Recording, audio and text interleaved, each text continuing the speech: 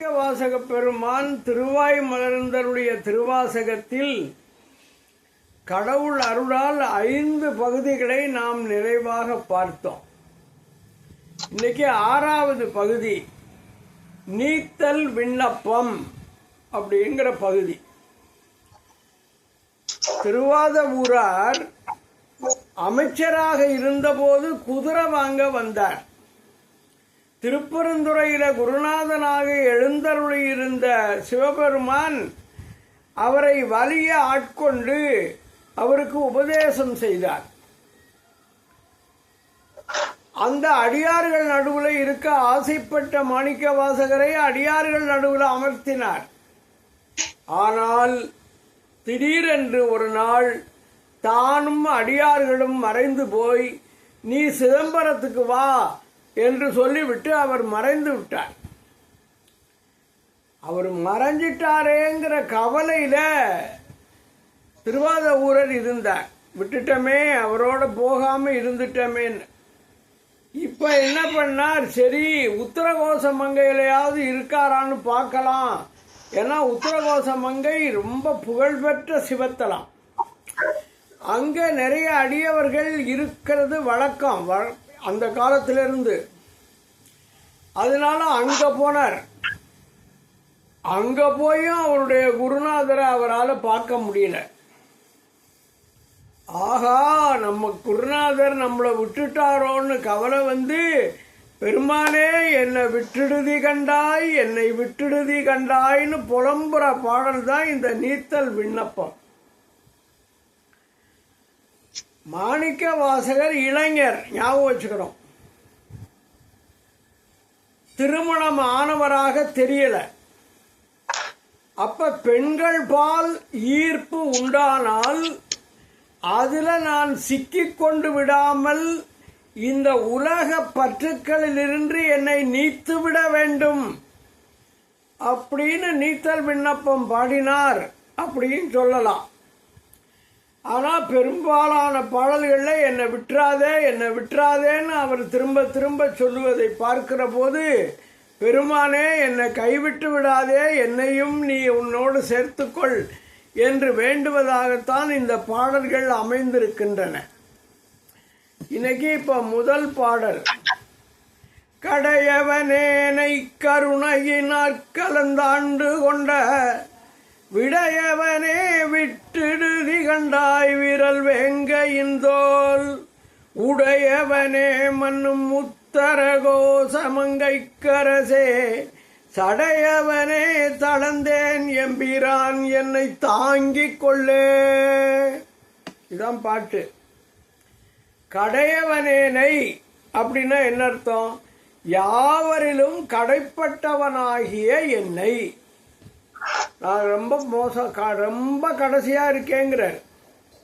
கருணையினால் கலந்து ஆண்டு கொண்ட என்ன நீங்க ஆட்கொண்டாய். திருப்பெருந்துறையில நான் உன்னை வணங்கி நான் ரொம்ப பாடுபட்டதுனால நீ ஆட்கொள்ளல, என் மீது இருக்கக்கூடிய இரக்கத்தினாலே நீ ஆட்கொண்டாய் அப்படின்னு அதைத்தான் சொல்ற. கருணையினால் கலந்து ஆண்டு கொண்ட, கருணை காரணமாக என்னை ஆட்கொண்ட அருளி விடையவனே. விடைன்னா என்ன? காளமாடு. சிவபெருமானுக்கு வாகனம் காளை. அதனால விடையவனே, காளை வாகனத்தை உடையவனே, விட்டுடுதி கண்டாய், என்னை கைவிட்டு விடாதே. கண்டாய் அப்படின்னு வர்ற சொல் அதுக்கு ஒன்றும் அர்த்தம் இல்லை, அது ஒரு அசை. இந்த பாட்டு ஓசை கெடாமல் இருப்பதற்காகத்தான் விட்டுடுதி அப்படின்னாலே போதும். விட்டுடுதி கண்டாய் அது அந்த ஓசைக்காக சேர்த்திருக்கு, அது அசைன்னு சொல்லுவோம். விரல் வேங்கையின் தோல், விரல் அப்படின்னா வீரமுடைய, வலிமை மிக்க, வேங்கை புலி. அதாவது தார்காவனத்து முனிவர்கள் சிவபெருமானை இல்லாமல் செய்துவிட வேண்டும் என்று கருதி யாகம் செய்து அந்த யாகத்திலிருந்து வந்த புலியை அவன் மீது ஏவினார்கள். சிவபெருமான் தன் வலிமையினாலே அந்த புலியை கொன்று அந்த புலியினுடைய தோலை தனக்கு ஆடையாக கட்டி கொண்டானான் இடுப்புல. அதுதான் புலி தோலை அரை கசைத்து அப்படின்னு பாடுவோம். அந்த தோல் விரல் வெங்கையின் தோல் உடையவனே, வலிமை மிக்க புலியின் தோலை ஆடையாக உடையவனே, மன்னும் உத்தரகோச மங்கைக்கு அரசே. மன்னும் அப்படின்னா நிறை பெற்ற. இன்னைக்கு வரைக்கும் அந்த உத்தரகோசம் அங்கே ஊர் ரொம்ப நல்லா இருக்கு. இப்போ கும்பாபிஷேகத்துக்கு ஏற்பாடு பண்ணியிருக்காங்க. அருமையான ஊர். என்றும் நிலை பெற்ற உத்தரகோசமங்கை என்னும் தலத்தில் எழுந்தருளி இருக்கும் அரசனே, உத்தரகோசமங்கைக்கு அரசே. சடையவனே, சிவபெருமான் தலையில என்ன இருக்கு? சடையா முடி இருக்கு. சடையவனே, சடைக்கற்றையை உடையவனே, தளர்ந்தேன், நான் சோர்ந்து போயிட்டேயா. எம்பிரான், என் தலைவனே, என்னை தாங்கிக் கொள்ளே, அடியேனை தாங்கி காத்தருள்வாயாக அப்படின்னு கேட்கிறார். அதனால இந்த புலித்தோலை அறக்கசத்தது நம்ம சுந்தரர் ஒரு பாட்டில் பாடுவார். பொன்னார் மெனியனே புலித்தோலை அரைக்கசைத்து மின்னார் செஞ்சடை மேல் மிளிர் கொன்றை அணிந்தவனே, மன்னே மமணியே மழபாடியுள் மாணிக்கமே, அன்னே உன்னை அல்லால் யாரை நினைக்கேனே. திருமணவாடியில் பாடின பாட்டு அது. இப்ப பாடல் 2. கொள்ளேர் பிளவகலா தடங்கொங்கையர் கொவ்வை செவ்வாய், வில்லேன் எனினும் விடுதி கண்டாய் நின் விழுத்தொழும்பின், உள்ளேன் புறமல்லேன் உத்தரகோசமங்கைக்கரசே, கள்ளேன் ஒழியவும் கண்டுகொண்டு ஆண்டதெக்காரணமே. இந்த உத்தரகோசமங்கைக்கு அரசேங்கிற சொற்கள் திரும்ப திரும்ப எல்லா பாட்டிலையும் வரும். உத்தரகோசமங்கைக்கு அரசே அப்படின்னு தான் ஆரம்பிக்கிற மாதிரி அது. கொள் பிளவு அகலா. இவரு இந்த பெண்களை வர்ணிக்கிறாரேன்னு நீங்க வருத்தப்படக்கூடாது. ஒரு இள வயதுக்காரனுக்கு ஈர்ப்பு எது? பெண் தான். பெண்ணுடைய கண்களை பார்த்தால், மார்பகங்களை பார்த்தால் அவனுக்கு ஒரு ஈர்ப்பு வரும். இது இயற்கை, எல்லா உலகத்திலையும் இருக்கிற இயற்கை. அதுல போய் நான் மாட்டிக்கிட்டப்படாதுங்கிறதுக்காக அதை இப்படி சொல்றார். கொள் பிளவு அகலா அப்படின்னா என்ன அர்த்தம்? தானியத்துல எள்ளுன்னு ஒண்ணு உண்டு இல்ல, எண்ணெய் எடுக்கிற எள்ளு, அந்த எள்ளுனுடைய பிளவு அது அந்த அளவு கூட இடைவெளி இல்லாத கொள் பிளவு அகலா. ஏர் தடம் அப்படின்னா என்ன அர்த்தம்? அழகிய அடி அகன்ற, மார்பகங்களுடைய அடிப்பக்கம் அகன்று இருக்கான். அப்போ இடம் இல்லாம ஒன்னோட ஒன்று சேர்த்து நெருக்கமா இருக்கான். அதை சொல்றாரு. தானியத்தின் பிளவு அளவு கூட இடைவெளி இல்லாத அழகிய அடி அகன்ற மார்பகங்களை உடைய மகளிரின், அதான் இங்க பொருள்.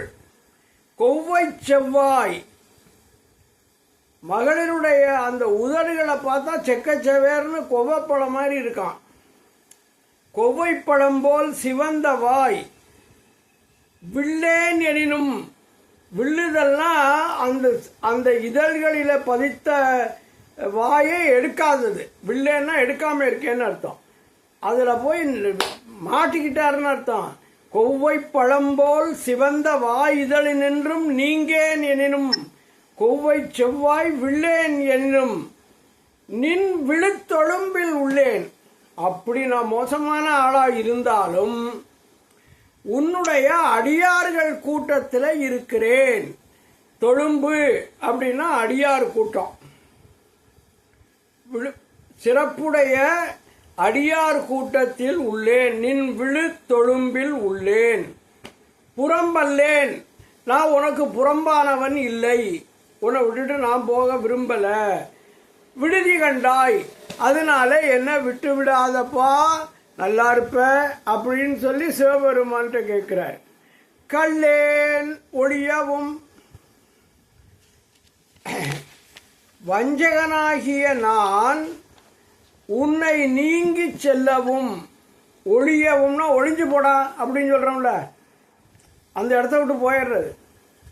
கள்ளேன் ஒழியவும், கள்ளேன்னா வஞ்சனை உடையவன், வஞ்சகனாகிய நான் உன்னை நீங்கி செல்லவும் நீ என்ன பண்ண, என்ன பிடிச்சி நீ என்ன ஆட்கொண்டாய், அதுக்கு என்ன காரணம்னு அடுத்தாப்புல கேட்கிறார். கண்டு கொண்டு ஆண்டது எக்காரணம், திருப்பெருந்துறையில் என்னை கண்டுபிடித்து ஆட்கொண்டதற்கு காரணம் என்ன? அதான் கண்டு கொண்டு ஆண்டது எக்காரணம்.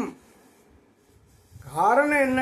இறைவனுடைய அருட்குணம், இறைவனுடைய இரக்கம்தான் காரணம். இவர் போய் வேண்டுனது காரணம் இல்லை. நீயே வலிய வந்து தேடி ஆட்கொண்டாய், ஆதலால் நீ என்ன விட்டுறப்படாதுன்னு இப்போ அதுக்கு ஒரு உரிமை கொண்டாடுறார். விட்டுடுதி கண்டாய் அப்படின்னு இந்த 2வது பாட்டில். 3வது பாட்டு, காருரு கண்ணியர் ஐம்புலன் ஆற்றங்கரை மரமாய். திரும்ப திரும்ப பெண்களை பற்றியே சொல்றாரே அப்படின்னு நீங்க வருத்தப்படக்கூடாது. பெண்கள், ஆண்களை பெண்கள் கவர்வதும் பெண்களை ஆண்கள் கவர்வதும் இயற்கையா உலகத்தில் நடக்கக்கூடிய செய்தி. அதுல சிக்கிக் கொண்டு விடாமல் சிவபெருமானை அடைய வேண்டும் என்பதுதான் அவருடைய கருத்து. அதனால காருரு கண்ணியர் ஐம்புலன் ஆற்றங்கரை மரமாய் வேறொரு வேனை விடுதி கண்டாய் விளங்கும் திருவார் ஊருரைவாய் மண்ணும் உத்தர கோசமங்கைக்கரசே வாருரு பூன்முலையாள் பங்க என்னை வளர்ப்பவனே. விளங்கும் திருவாரூர் உரைவாய், மிக்க புகழால் விளங்குகிற திருவாரூர் என்னும் திருத்தலத்தில் எழுந்தருளியிருக்கும் பெருமானே. அதான் அர்த்தம். விளங்கும் திருவாரூர் உரைவாய், உத்தர ஓசமங்கைக்கு அரசே, அது ஒவ்வொரு பாட்டிலையும் சொல்றது. வார் உரு பூன் முலையாள் பங்க, வார்னா கச்சு. இந்த அந்த காலத்துல எல்லாம் இந்த ரவுக்கை எல்லாம் கிடையாது, அதனால துணி வச்சு கட்டியிருப்பார்கள், அது கச்சுன்னு பேரு. வார் உரு பூன்முலையாள் பங்க, கச்சு பொருந்திய அணிகலன் அணிந்த, பூன்னா அணிகலன், வார் உருன்னா கச்சணிந்த, பூன்முலையாள்னா அணிகலன் அணிந்த, முலையாள் மார்பகங்களை உடைய உமையம்மையை ஒரு பங்கில் உடையவனே.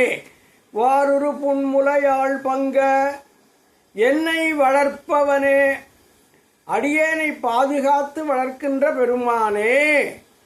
கார் உரு கண்ணியர், கருமை நிறம் பொருந்திய, கார்னா கருமை, கார் உரு கண்ணியர் கருமை நிறம் பொருந்திய கண்களை உடைய மகளிர் ஐம்புலன் ஆற்றங்கரை மரமாய், ஐம்புலன்களாகிய ஆற்றங்கரை மரம் போல. இங்க பாருங்க, மகளிரை பற்றிய சுவை ஒளி ஊறு ஓசை நாற்றம் என்னும் ஐம்புல இன்பங்களின் வடிவமாகிய காமம். இந்த காமம் ஆறா போகுதான். அந்த வெள்ளம் போற ஆத்தங்கரையில, ஆற்றங்கரை மரமாயினா நான் இப்ப அதுல வேரூன்றி நிக்கிற மரமா இருக்கேன். வெள்ளம் போனுச்சுன்னா என்ன பண்ணும்? அந்த மணலை எல்லாம் அரிக்கும்ல, அப்ப என்ன ஆகும்? அந்த மரம் சாஞ்சு போயிடும். அதனால மகளிரை பற்றிய சுவை ஒளி ஓசை ஊறு நாற்றம் என்னும் ஐம்புல இன்பங்களின் வடிவமாகிய காமம் ஆறாக இங்கே உருவகம் செய்யப்பெற்று அந்த காம வெள்ளத்தின் கண் வேரூன்றி நிற்கும் மரமாயிருக்கிறேன். வெள்ளத்தால் வேர் பறிக்கப்பட்டு வீழ்ந்தொழியும் நிலையில் இருக்கிறேன் ஐயா அப்படிங்கிற. அதனால என்ன விட்டுறாங்க, இந்த வேர் வேரூன்றி இருக்கிற மரம் வெள்ளத்தில் வேரூன்றி நின்னா சீக்கிரம் கீழே விழுந்துடும். அந்த மாதிரி நான் இருக்கேன், ஐம்புல இன்பங்களிலே ஈடுபட்டு, அதனால என்ன விட்டுறாத, என்னை கைவிட்டு விடாதே அப்படின்னு கேட்கிறாரு. வேறுரு வேனை விடுதி கண்டாய், வேரூன்றி இருப்பவனை விட்டு விடுவாயோ அப்படின்னு கேள்வி. அப்புறம் பாடல் எண் 4 திரும்ப திரும்ப அதே மாதிரி செய்திகள் தான் வரும். வளர்கின்ற நின் கருணை கையில் வாங்கவும் நீங்கி, இப்பால் மிளிர்கின்ற என்னை விடுதி கண்டாய், வெண்மதி கொழுந்து ஒன்று ஒளிர்கின்ற நீழ்முடி உத்தர கோசமங்கைக்கு அரசே, தெளிகின்ற பொன்னும் மின்னும் வண்ண தோற்றச் செழிஞ்சுடரே. வெண்மதி கொழுந்து ஒன்று, வெள்ளிய திங்களின் இளம்பிறை ஒன்று. அவர் தலையில் இருக்கிறது என்ன? சந்திரன் தானே. அது சின்ன சந்திரன், 3ஆம் பிறை சந்திரன். அதனால வெண்மதி கொழுந்துங்கிறார். வெள்ளிய திங்களின் இளம்பிறை ஒன்று, ஒளிர்கின்ற நீழ்முடி, திகழுகின்ற நீண்ட சடைமுடியினை உடைய உத்தரகோச மங்கைக்கு அரசே, உத்தரகோச மங்கைக்கு அரசனாக இருப்பவனே, தெளிகின்ற பொன்னும், உருக்கி ஓட வைத்த தெளிந்த பொன்னு தங்கம், தெளிகின்ற பொன்னும் மின்னும், மின்னுனா மின்னல், உருக்கி ஓட வைத்த தெளிந்த பொன்னையும் மின்னலையும் ஒத்த காட்சியினை, தெளிகின்ற பொன்னும் மின்னும் தோற்றச் செழிஞ்சுடரே, அப்படி உடைய பேரொளி பிளம்பே. சுடர்னா பேரொளி பிளம்பு, அவன் ஜோதி வடிவமாக இருக்கிறான்ங்கிறதுக்காக சொல்றாரு. ஒளி தெளிகின்ற பொன்னும் மின்னும் அன்ன தோற்றச் செழிஞ்சுடரே, செழுமையான அப்படின்னு அர்த்தம். வளர்கின்ற நின் கருணை கையில் வாங்கவும், வளர்கின்றனா மேன்மேலும் அதிகமாகின்ற, நின் உன்னுடைய கருணை அருட்கரத்தால் வளைத்து ஈர்க்கவும். கையில் வாங்குவோம்னா கையில் பிடிச்சி அவர் இழுக்கிறாராம். வளர்கின்ற நின் கருணை கையில் வாங்கவும், மேன்மேலும் மிகுகின்ற உன்னுடைய அருட்கரத்தால் என்னை வளைத்து ஈர்க்கவும், அதற்கு அகப்படாமல் நீங்கி, இப்பால் மிளிர்கின்ற என்னை, இப்பொய் உலக வாழ்க்கையில் இருமாந்து கழிக்கின்ற என்னை விட்டுறாத. நான் இந்த உலக வாழ்க்கை இன்பத்தில் ஈடுபட்டு கிடக்கேன், என்ன விட்டுறாத அப்படிங்கிறார். இப்பால் மிளிர்கின்ற என்னை, இப்பொய் உலக வாழ்வில் இருமாந்து கழிக்கின்ற என்னை விடுதி கண்டாய், விட்டுவிடாதப்பா என்று வேண்டுகிறார். அடுத்த பாடல். செழிகின்ற தீப்புகு விட்டிலின் சில்மொழியாரில் பல்லாள், விழுகின்ற என்னை விடுதி கண்டாய் வெறிவாய் அருகால், உழுகின்ற பூமுடி உத்தர கோசமங்கைக்கு அரசே, வழி நின்று நின் அருளார் அமுது ஊட்ட மறுத்தனே. ஒரு விளக்கு எரியுதுன்னு வச்சுக்கோங்க. இந்த விட்டில் பூச்சி அந்த விளக்கு ஒளியை கண்டு அதில் போய் சுற்றி சுற்றி வரும். சில சமயங்களில் அதில் விழுந்து செத்தே போயிடும். விட்டில் பூச்சிக்கு எதுக்கு யமன்னா இந்த ஒளி தான். அது மாதிரி செழிகின்ற வெறிவாய் அப்படிங்கிறார் பின்னால. வெறிவாய்னா தேன் தோய்ந்த வாயினவாகிய. இந்த வண்டு இருக்குல்ல, அது போய் மலரில் உட்காந்து தேனை குடிக்கும்.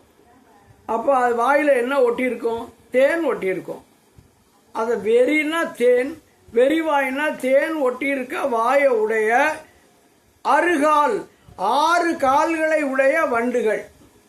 இந்த வண்டுகளை அருகால், 6 கால் இருக்குல்ல அதுக்கு, அதனால அருகால் 6 கால்களை உடைய வண்டுகள் உழுகின்ற பூமுடி.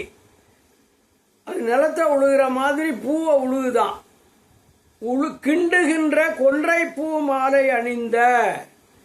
இந்த பின்னால வருது 4வது லைன்ல, வெறிவாய் அருகால் உழுகின்ற பூமுடி.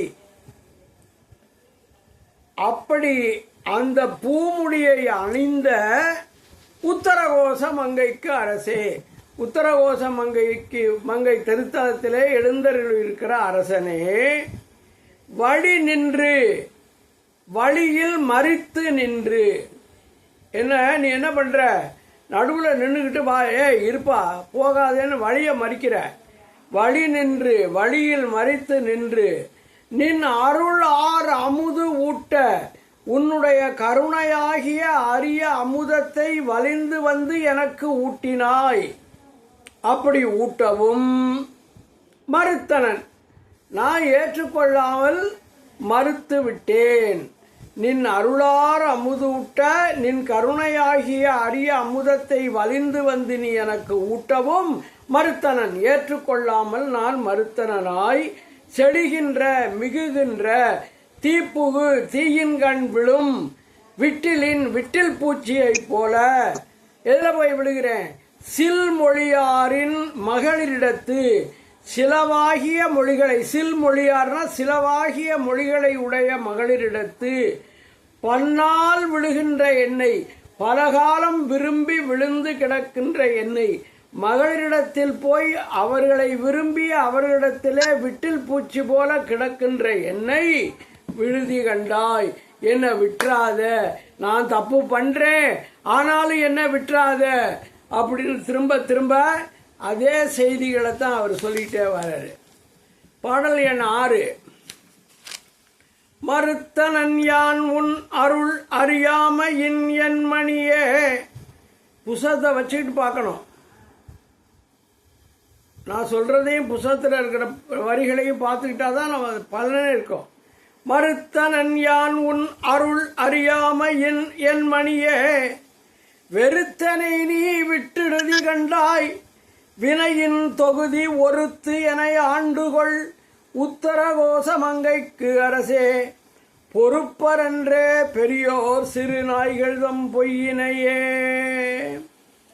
சிவபெருமானை பார்த்து என் மணியே அப்படிங்கிறார், என் மாணிக்கமே அப்படின்னு அர்த்தம். உத்தரகோச மங்கைக்கு அரசே, அது வழக்கம் போல சொல்லியிருக்க இடம். யான் அறியாமையால், நான் என்னுடைய அறியாமை காரணமாக உன் அருள் மறுத்தனன். இந்த மறுத்தனன் யான்னு ஆரம்பிக்குது, அதை நான் இப்ப இப்படி சேர்த்து சொல்றேன். உன் அருள் மறுத்தனன், நீ ஊட்டிய அருளமுதத்தை உண்ண மறுத்து விட்டேன், அதனால வெறுத்து என்னை விட்டுடுதி கண்டாய். அதனால என்னை வெறுத்து போய் விட்டுறாத, வெறுத்து என்னை விட்டுடுதி கண்டாய்னு வச்சுக்கணும். அதுக்கப்புறம் வினையேன் தொகுதி, என்னுடைய சஞ்சித வினையை ஒருத்து கடிந்து. அது சிவபெருமான் குருவாக வந்தால்தான் நம்ம காலங்காலமா பண்ணி சேர்த்து வச்சிருக்கிற வினை மூட்டை இருக்குல்ல, சஞ்சிதம், நம்ம சேர்த்து வச்ச மொத்த வினையும் சஞ்சிதம். அதுல ஒரு பகுதியை அனுபவிப்பதற்காக ஆண்டவன் நமக்கு தந்தது பிராரத்தம். எனக்கு பிராத்தம் இல்லை அப்படிலாம் சொல்லுவாங்கல்ல, பிராரத்தம். அதுக்கப்புறம் நம்ம இப்போ புதுசா செய்கிற வினை ஆகாமியம். 3 வினைகள், சஞ்சிதம், பிராரத்தம், ஆகாமியம்னு 3 வினை உண்டு. இப்போ என்ன சொல்றாரு, அந்த வினை தொகுதி இருக்குல்ல மொத்தம், அந்த பழைய சஞ்சிதம், அதை பூராத்தையும் நீ ஒருத்து விடு. வினையின் தொகுதி, என்னுடைய சஞ்சித வினையை ஒருத்து கடிந்து என்னை ஆண்டுகொள், அடியேனை ஆட்கொண்டு அருள்வாயாக. சிறு நாய்கள் தம் பொய்யினையே, இழிந்த நாய்களை போன்றவர்களின் பொய்மையை பொறுப்பரன்றே பெரியோர், பெரியவர்கள் பொறுத்து கொள்வார்கள் அல்லவா. அதான் அந்த கருத்து. பொறுப்பரன்றே பெரியோர் சிறு நாய்கள் தம் பொய்யினையே, அப்படிதான் அந்த பாட்டை முடிக்கிறாரு. நீ எனக்கு நீ அருள் கொடுத்ததை நான் மறுத்தேன். நீ என்ன செய்யணும், என்னை வெறுத்து என்னை விட்டுறக்கூடாது. என்னுடைய சஞ்சிதை வினை முழுவதையும் நீ அழித்து விட வேண்டும், என்னை ஆட்கொள்ள வேண்டும். நாய் போன்ற நாங்கள் செய்கிற சிறிய தவறுகளை பெரியவர்கள் பொறுத்து கொள்வார்கள் அல்லவா, அதுபோல நீ என்னை பொறுத்து கொள்ள வேண்டும் அப்படின்னு கேட்கிறார். பொய்யவனேனை பொருளென ஆண்டு ஒன்று பொத்திக் கொண்ட மெய்யவனே விட்டிடுதி கண்டாய் விடம் உன்மிடற்று மையவனே மன்னும் உத்தர கோசமங்கைக்கு அரசே செய்யவனே சிவனே சிறியேன் பவம் தீர்ப்பவனே. பவம்னா பிறப்பு, பவம் தீர்ப்பவனே, பிறப்பை அறுப்பவனேன்னு அர்த்தம். விடம் உண்ட விடம் உன் மிடற்று மையவன் அப்படிங்கிறாரு. விஷத்தை நஞ்ச அவர் குடிச்சார்ல, அசுரர்களும் தேவர்களும் பார்க்கடலை கடையும் போது வந்த நஞ்சை கொண்டாந்து இவற்றை கொடுத்துட்டாங்க, அவர் சாப்பிட்டாரு. அதனால விடம் உன் மிடற்று, அவர் நஞ்சை உண்ட கரை. மிடரு அப்படின்னா இந்த இடம் கழுத்து. விடம் உன் மிடற்று மையவன், மையவன்னா கலர் கருப்பா இருக்குன்னு அர்த்தம். மையவனே மன்னும் உத்தரகோச மங்கைக்கு அரசே செய்யவனே. அப்பா, சிவபெருமான் மாதிரி சிவப்பான ஆள் இல்லை போல இருக்கு. செய்யவனே, சிவப்பா இருக்கவனே. சிவனே, சிவபெருமானே. சிறியேன் பவம் தீர்ப்பவனே, அடியேனுடைய பிறப்பை அறுப்பவனே, பிறப்பை ஒழிப்பவனே. பொய்யவனேனை பொய் ஒடுக்கம் உள்ள என்னை பொருள் என ஆண்டு ஒரு பொருளாக மதித்து ஆண்டு அருளி ஒன்று ஒப்பற்றதாகிய பொத்திக்கொண்ட என் பொய்மையை மறைத்து என்னை ஏற்றுக்கொண்ட. பொத்தினா மறைக்கிறதாம். இந்த போர்வையை போர்த்திக்கினா கை காலெல்லாம் தெரியாமல் மறைக்கிறோம்ல, அது மாதிரி பொத்திக்கொண்ட என் பொய்மையை மறைத்து என்னை ஏற்றுக்கொண்ட மெய்யவனே, நீ மெய்ப்பொருளாக உள்ளவனே, விடுதி கண்டாய் என்ன விட்டுறாதப்பா, நல்லா இருப்ப, திரும்ப திரும்ப விட்டு விடாதேன்னு தான் கெஞ்சிறாரு. தீர்க்கின்ற ஆறு என் பிழையை நின் சீர் அருள் என் கொள் என்று வேர்க்கின்ற என்னை விடுதி கண்டாய் விரவார் வெறுவார்க்கின்ற தார்விடை உத்தர கோசமங்கைக்கு அரசே ஈர்க்கின்ற அஞ்சொடு அச்சம் வினையேனை இருதலையே. விரவார் வெறுவ எங்க வருது? 4வது லைன். விரவார் வெறுவ பகைவர்கள் அஞ்சுமாறு. வெறுவனா அஞ்சுதல், விரவார்னா பகைவர்கள். ஆர்க்கின்ற ஒலிக்கின்ற தார் விடை கிங்கிணி மாலையை அணிந்த காளை வாகனம். இந்த காளமாட்டுக்கு ஒரு தோல்ல நிறைய வரிசையா மணியை கட்டி போட்டுப்பாங்க, அது ஜல் ஜல் ஜல்னு போகும் காளமாடு. அதை சொல்றாரு. விரவார் வெறுவ பகைவர்கள் அஞ்சுமாறு ஆர்க்கின்ற ஒலிக்கின்ற தார் விடை கிண்கிணி மாலை அணிந்த காளை வாகனத்தை உடைய உத்தரகோசமங்கைக்கு அரசே. வினையேனை தீவினை உடையவனாகிய என்னை இருதலை இருபுறத்தும். எதனால கஷ்டப்பட்டேன்னு தெரியுமா? அஞ்சோடு ஐம்புலன்கள் ஒரு பக்கம், ஐம்புலன்களோடு அச்சம் இன்னொரு பக்கம். எனக்கு பயம். அது என்ன பயம்? மறுபடியும் பிறந்துருவோமோங்கிற பயம். இருதலை அச்சம் ஈர்க்கின்ற அவர்கள் இழுக்கின்றன. ஒரு பக்கத்தில் ஐம்புலன்கள் இழுக்கின்றன, இன்னொரு பக்கம் பயம் இழுக்கிறது. அதனால என் பிழையை என் குற்றங்களை நின் சீர் அருள் உன்னுடைய சிறப்புமிக்க அருட்குணம் காரணமாக தீர்க்கின்றவாறு என்கொள் ஒழிக்கின்ற விதம் எவ்வாறு என்று வேர்க்கின்ற என்னை அஞ்சுகின்ற என்னை வேர்க்கின்ற என்னை விடுதி கண்டாய் விட்டு விடுவாயோ. அச்சம் ஒரு பக்கம், ஐம்புலன்கள் இன்பத்தை பற்றுகிற அந்த நிலைமை இன்னொரு பக்கம். இதுக்கிடையே நான் தடுமாறுறேன். அப்படி தடுமாறுகிற என்னை நீ தீர்த்திருவியா, எவ்வாறு தீர்ப்பாய் என்று நான் அஞ்சுகிறேன். அப்படி இருக்கிறதுனால நீ என்னை விட்டுவிடாதே என்று இந்த பாடலிலே அவர் மிக இரக்கத்தோடு அவர் கெஞ்சுற மாதிரி இந்த பாட்டில் கேட்கிறார். அப்படி இன்னைக்கு நீத்தல் விண்ணப்பத்தை தொடங்கி ரொம்ப வேகமாக 8 பாட்டை பார்த்துட்டோம். மிச்ச பாடல்களை அடுத்த வாரம் பார்ப்போம். நான் இன்னைக்கு ஊருக்கு புறப்பட்டுக்கிட்டு இருக்கேன், மதுரைக்கு. அதனால் இந்த வகுப்பை விட்டுறக்கூடாதுன்னு இன்னைக்கு எடுத்தாச்சு. மிக்க மகிழ்ச்சி. நன்றி. நன்றி ஐயா. நன்றி.